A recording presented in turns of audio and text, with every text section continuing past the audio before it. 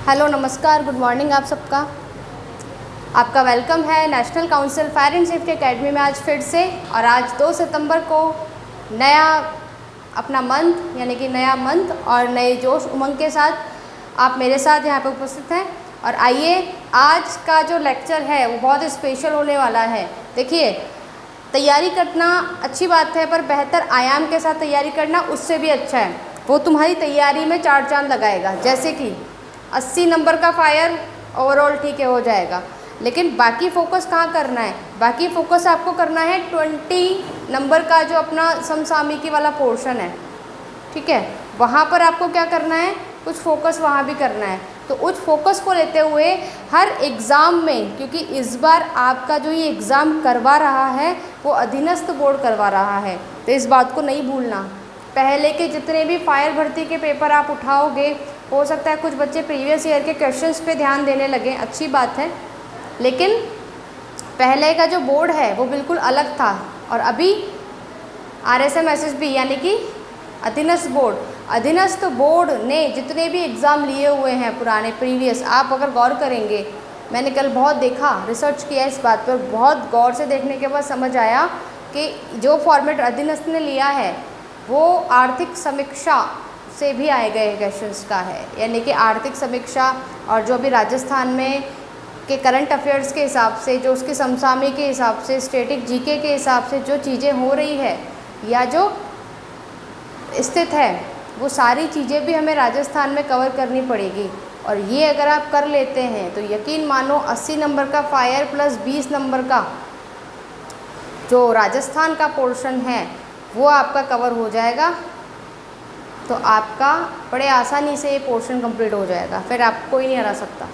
तो अब की बार फायर भर्ती पार, इसके साथ आप आइए, आपका वेलकम है। और अब बिल्कुल सटीकता से आप नोटबुक पेन लीजिए और बिल्कुल नोट्स बनाना स्टार्ट कर दीजिए मेरे साथ। हम आर्थिक समीक्षा देखेंगे, इसका एक भाग और है वो आपको पढ़ा दिया जाएगा। अभी एक भाग है, जितना मिल रहा है उतना पढ़ते चलें, ओके।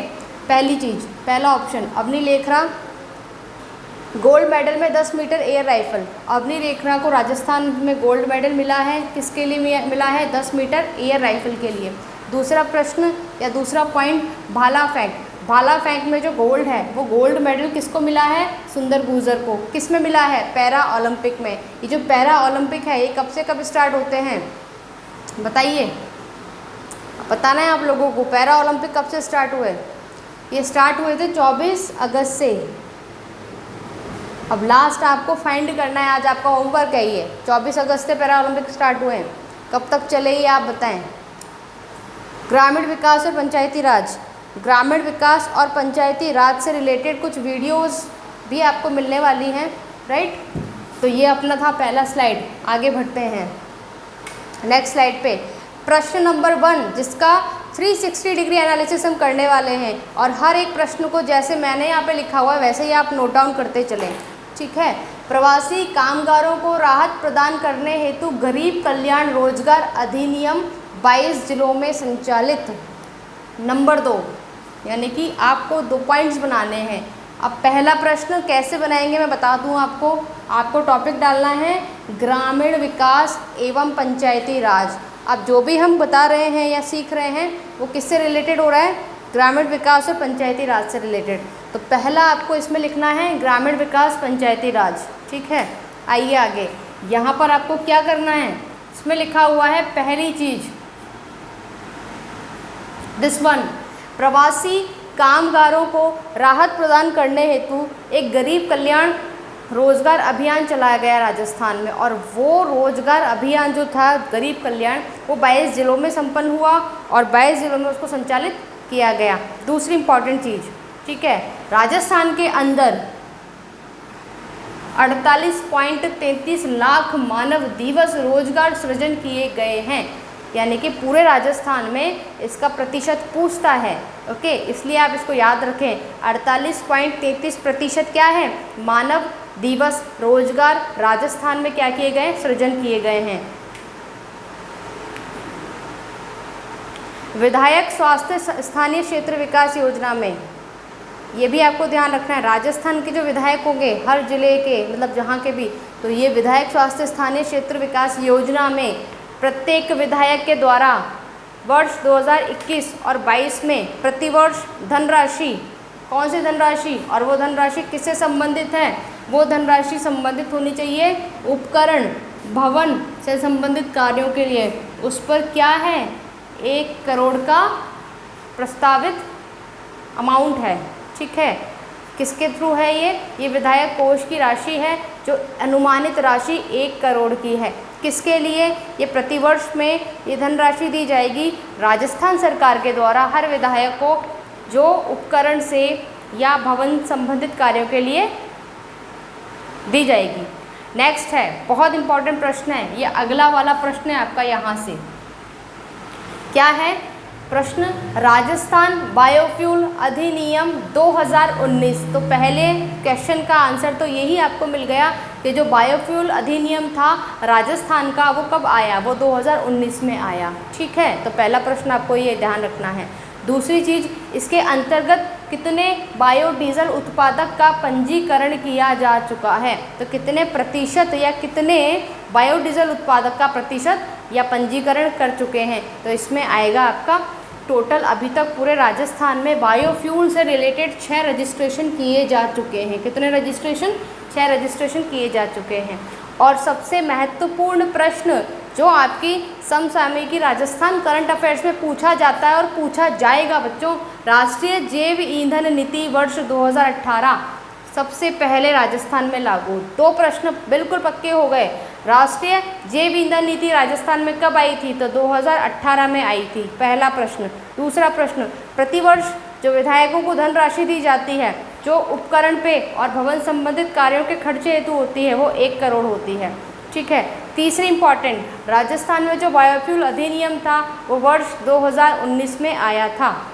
और कितने पंजीकरण हो चुके हैं, तो पंजीकरण हमारे पास है 6 हो चुके हैं। ये जो आंकड़ा है, ये 6 का आंकड़ा पूरे राजस्थान का है। ठीक है, किसके ऊपर, बायोफ्यूल नीति 2019। राजस्थान में जैव ईंधन नीति 2018 में आई, सबसे पहले लागू करने वाला देश बना, राज्य बना राजस्थान, और देश बना भारत।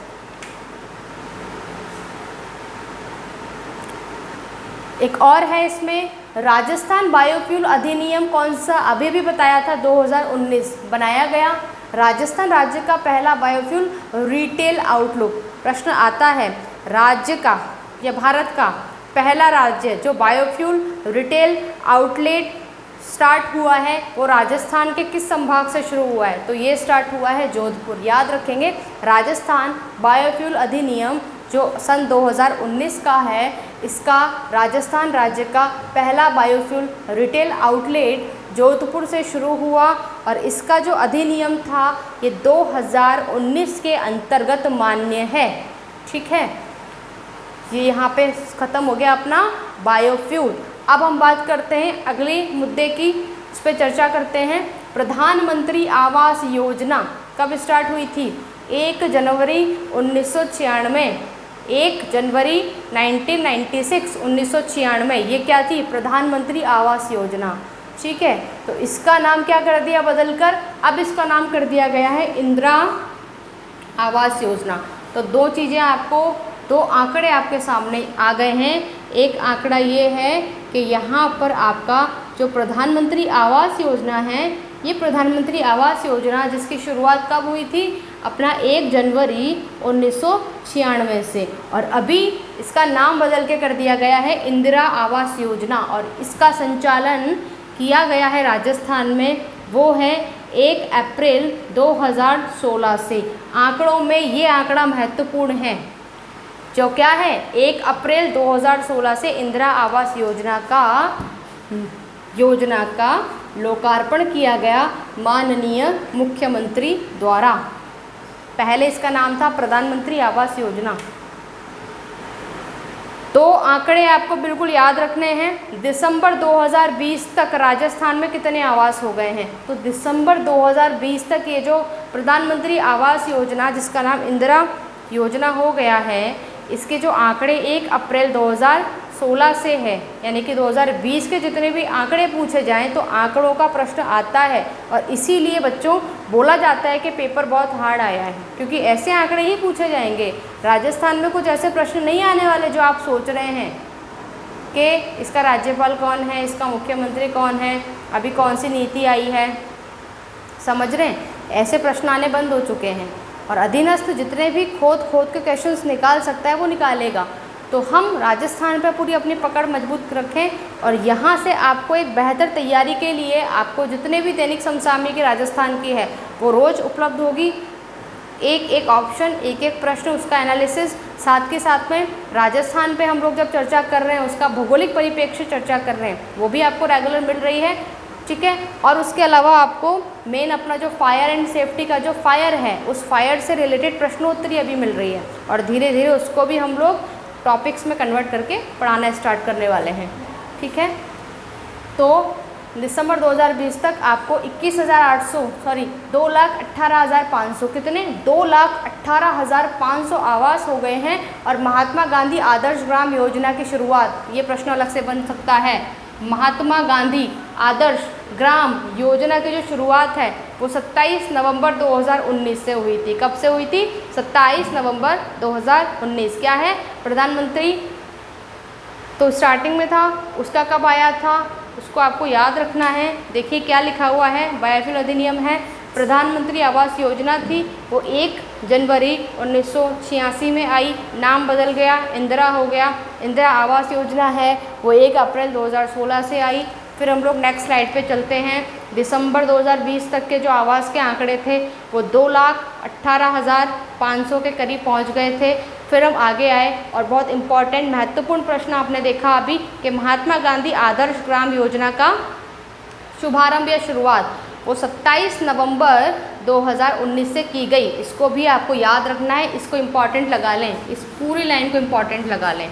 दूसरी चीज़ ये भी इम्पॉर्टेंट है, ये दूसरा आंकड़ा, गांधी विचार आधार पर हर जिले में से एक गांव चुना जाएगा। यानी गांधी जी के विचारों पर, उनके आधार पर हर जिले में से एक गांव को चुना जाएगा। तो पहला गांव आपका कागजी है ना, यहाँ पर कागजी कर लीजिए आप, ठीक है, कागजी, कागजी, ठीक है। तो गांधी जी के जो विचार हैं उसके आधार पर राज्य का पहला जो गांव है वो गांव चुना, कागजी, जो है उदयपुर में। अगला प्रश्न आपकी स्क्रीन पर, प्रतिवर्ष 14 नवंबर को मेरा गांव मेरा गौरव के रूप में मनाया जाता है। ये भी अपना एक आंकड़ा है। तो यहाँ से आपने कितने आंकड़े देखे? यहाँ से इस पूरी स्लाइड से आपको 4 आंकड़े सुनने को मिले हैं। एक बार फिर से रिवाइज करिए मेरे साथ, तो कोशिश करें यहीं की आप याद कर लें। दिसंबर 2020 तक जो आवास थे वो क्या हो गए थे? 2,18,500, ठीक है। महात्मा गांधी आदर्श ग्राम योजना 27 नवंबर 2019 से इसको प्रारंभ किया गया। अगला, गांधी जी के जो विचार हैं उनके विचार के आधार पर हर जिले में से गांव को चुना गया। पहला गांव था उदयपुर का, नाम था उसका कागजी, ठीक है, कागजी कर लीजिएगा।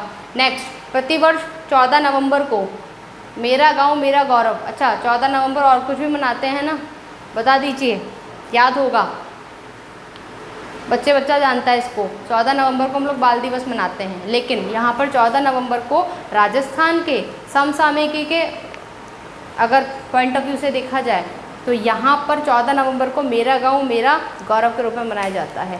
अगला देखिए, अब ये भी स्लाइड इम्पॉर्टेंट है। पहली चीज़ बहुत इंपॉर्टेंट है, ये वेरी वेरी वेरी इंपॉर्टेंट लगा लीजिए। महात्मा गांधी राष्ट्रीय ग्रामीण रोजगार योजना, जिसका नाम, इस पूरी का नाम क्या है? मनरेगा। है ना, हिंदी में करते हैं मनरेगा। इसका पूरा नाम है महात्मा गांधी राष्ट्रीय ग्रामीण योजना। इसको हम लोग मनरेगा बोलते हैं। और ये क्या है? इसके तहत 2020 दिसंबर तक का जो आंकड़ा होता है वो 69.29 लाख, ये याद रखेंगे आप, इन परिवारों को रोजगार मिला। बहुत उम्दा प्रश्न है ये, ऐसे खोद के अधीनस्थ पूछता है।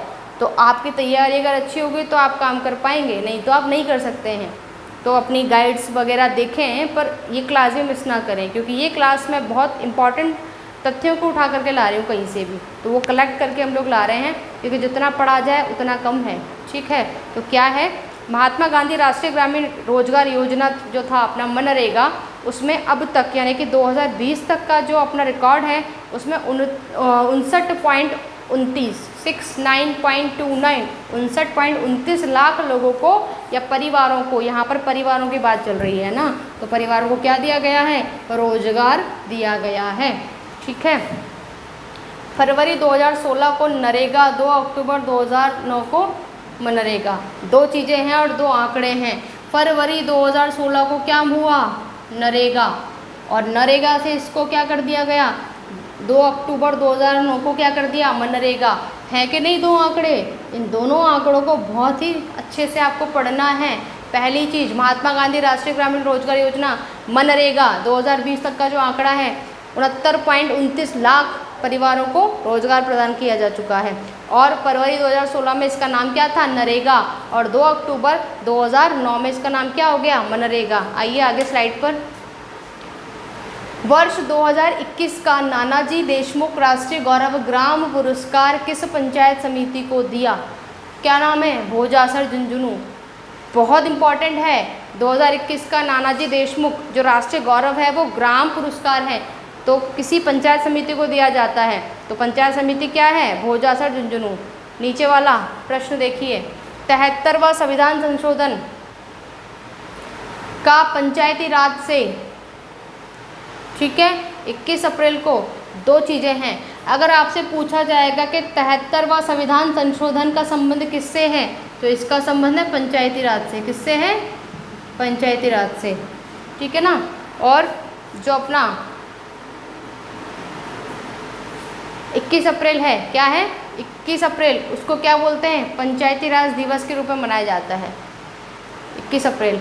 अच्छा, पंचायती राज दिवस एक और है आपका, ये 24 दिसंबर है। बताइए सोच करके 24 दिसंबर को क्या मनाते हैं।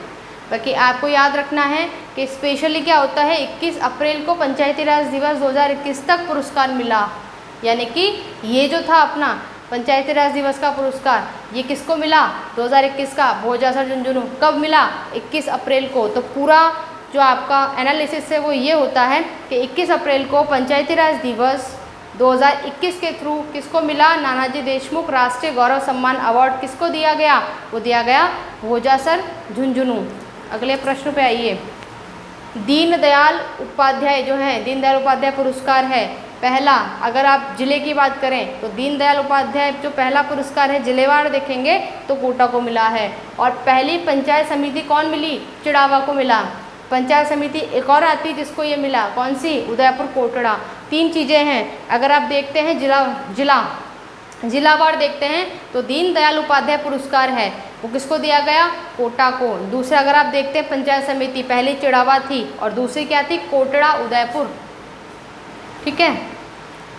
और जिनको दीनदयाल अवार्ड मिला, पहली कौन है, नादरिया धौलपुर, और दूसरी कौन है, करौंदा, ये ग्राम पंचायत हैं। तीसरी मिला बरपाली को, और चौथी में मिला 4 NN चनाना धाम, और पांचवी किसको मिला, घोट उदयपुर को। इसको लिख लें, ये आंकड़े हैं, सीधा पूछेगा दीनदयाल उपाध्याय पुरस्कार पांचवा, तीसरा, चौथा। ठीक है। ग्राम पंचायत विकास पुरस्कार, अगर ग्राम पंचायत का जो स्तर होता है अच्छा रहता है तो उसके लिए पुरस्कृत किया जाता है।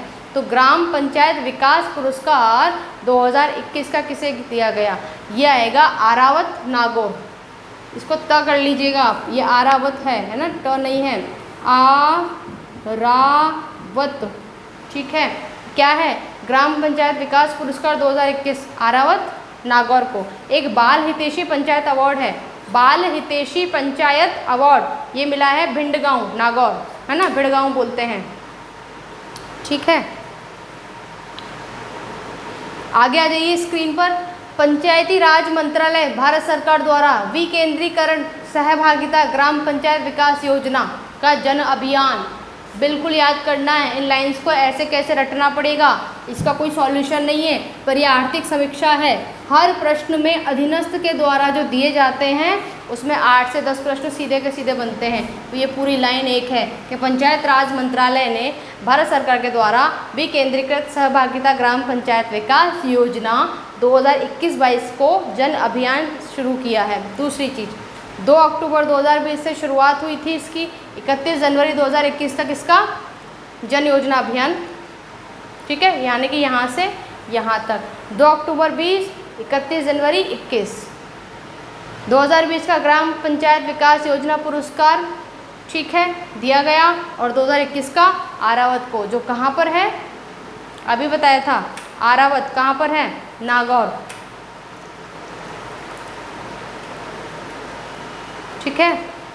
राजस्थान के छठे वित्त आयोग के अध्यक्ष प्रद्युमन सिंह हैं। कौन है, प्रद्युमन सिंह। और इसके 2 सदस्य भी हैं जिनका नाम है अशोक लोहाटी और लक्ष्मण सिंह। स्वस्थ भारत मिशन का जो सेकंड चरण था उसकी शुरुआत है वो वर्ष 2020 और 21 में हुई थी। और राजस्थान का जो पहला है वो पहला ODF प्लस गाँव है, उसको बोलते हैं जाहोता जयपुर। तो ऐसे ही बने रहिए आप हमारे साथ, और लाइक, सब्सक्राइब, शेयर करें और आगे बढ़ें। Thanks for watching.